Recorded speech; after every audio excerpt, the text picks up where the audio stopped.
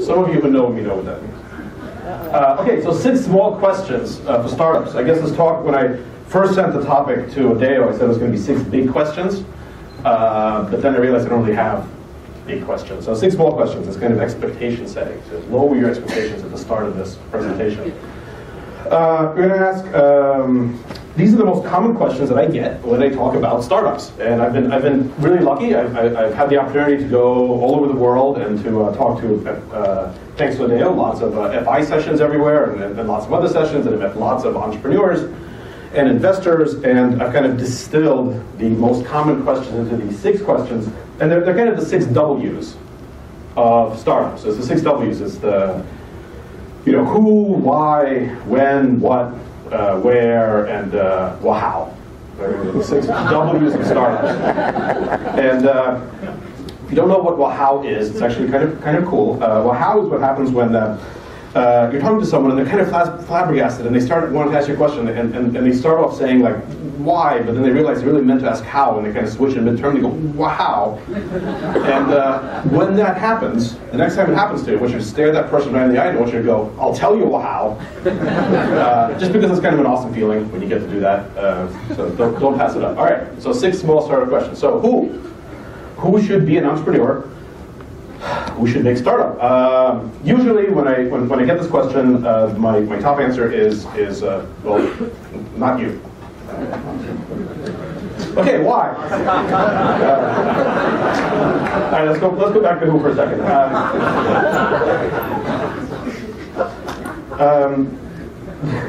The main qualification for who should be an entrepreneur, who should try to start a company, is you got all the basic stuff. You need to be smart and talented, and you need to figure out where you fit on the founder scale. But the main qualification that most people don't think through, which you really should, is you should be an entrepreneur if and only if you are completely prepared to fail. And you're at a point in your life where you can afford to fail.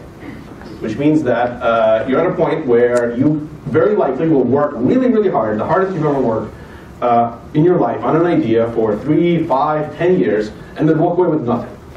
That's the most likely outcome. You're going to work really hard, you're going to walk away with nothing, you're going to fail. If you can do that, if you can get behind that, if you can go like, yeah, that sounds pretty good, then you should be an entrepreneur. And if you're thinking, man, that would be devastating, I wouldn't be able to live with myself, my family would disown me, I wouldn't be able to support my kids, I would never be able to show my face, then you should be honest with yourself about that. You should be honest with yourself from the beginning, and you should say, well, this life isn't for me. This is actually one of the things that I think Silicon Valley does better than any other place in the world, is this is a much bigger deal almost everywhere else. One of the things that we really do well in the US, in particular in Silicon Valley, is we have a really healthy attitude towards failure. You're not penalized for failing in this town. You can start a company, you can fail, you can start another company, you can fail again, you can get a job. You're not penalized for it. You're not penalized very much. I mean, as long as you fail for interesting reasons and not the same reason twice, and you demonstrate learning behavior, then it's fine. But there's lots of other countries where this is not the case. Like, this is a big deal in Japan. This is a big deal in Singapore. This is a big deal in South America. There's lots of people who otherwise would want to do it. They just can't. They can't handle it. So this is a moment of self-honesty. Can you afford to fail? Can you embrace it? If no, then you can ignore the other 5 questions. Wow. Save the wow for last. Okay, why? Why be an entrepreneur? Well, there are lots of incorrect reasons. An infinite number of incorrect reasons. The most common incorrect reason, is kind of the obvious one, is money. You want to be an entrepreneur because you think being an entrepreneur is a good way to make money. It isn't. That's all there is to say. It's just not. Depending on how you count, and Adeo's got more data about this than probably anyone else, depending on when you start counting from, probably 95 to 99% of companies fail, will make no money. And so if you think that being an entrepreneur is a good way to make money, you're just bad at math. You kind of need to be good at math to be a successful entrepreneur, so it's already 2 strikes against you. If you're smart enough and dedicated enough and you have the work ethic and you have the talent to be in this room, Because Microsoft doesn't let just anyone in off the streets. You got to be pretty good to come here.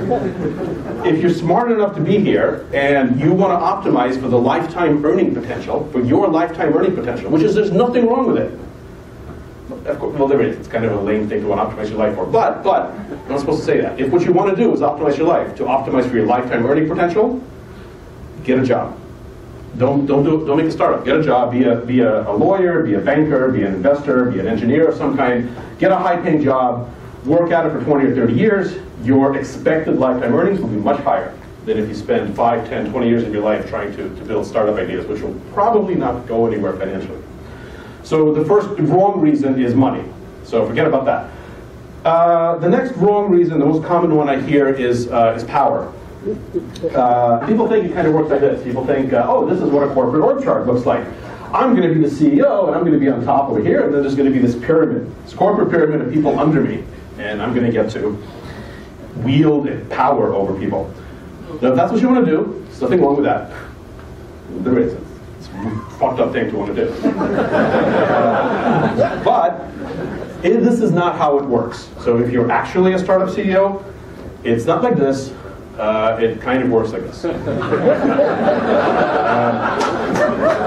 So there is a pyramid.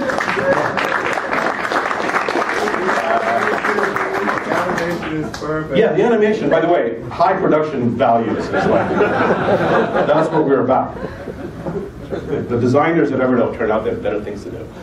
I wish I had an army of designers that I could just command to make this stuff.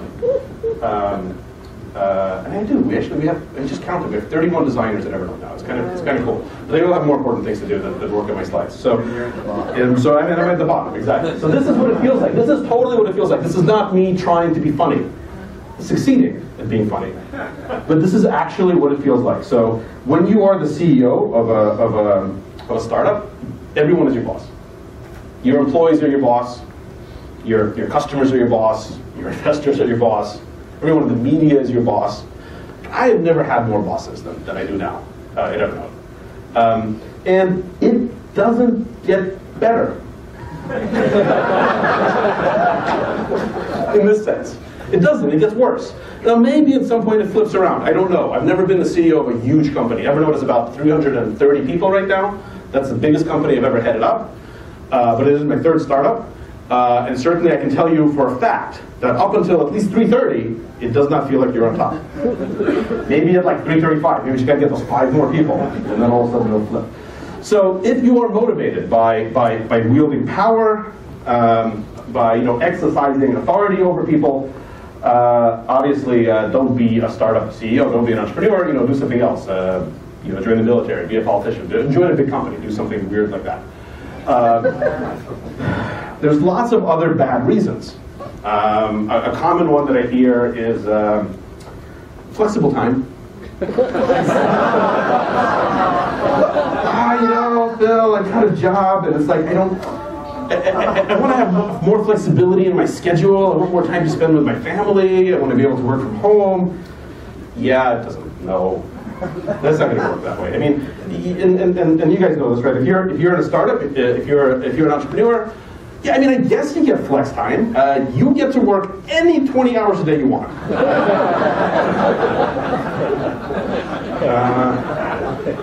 So if your priority, if you're trying to optimize for how much quality time you're going to get to spend with your family, not that there's anything wrong with that.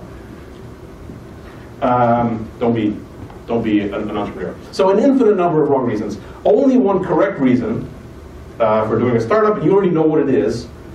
I'm not even going to put up a slide about it, because you already know what it is. The only valid reason to be an entrepreneur, given that you have a very low chance of actually succeeding financially, and it's not a particularly glamorous life, you're not going to get to wield a lot of power, it's a huge amount of work. The only legitimate reason is to change the world, is to bend the universe, is to say, the universe is bending this way, and I think it should bend the other way, and I'm going to bend it in that direction. This is to change the world. And the good news, the bad news is that that is not the reason why most people want to become entrepreneurs, which is why I say to the answer to who, most of the time, my answer is not you. But the good news is if you're one of the slightly, or maybe not so slightly deranged people, that actually meets all these qualifications, and you are in it to change the world, then the good news is now is the best time in the history of the universe to do this. There's never been a better time. There's never been a better time in the history of the universe, especially in technology, to try to make something to change the world. You have a better chance of success now than you've ever had before. It's still a tiny, tiny chance, but it's better than it's ever been. Because the world has become a meritocracy. The tech world has become a meritocracy. Because all you need to do to be successful now is to build something great, which was never the case before. Anyway.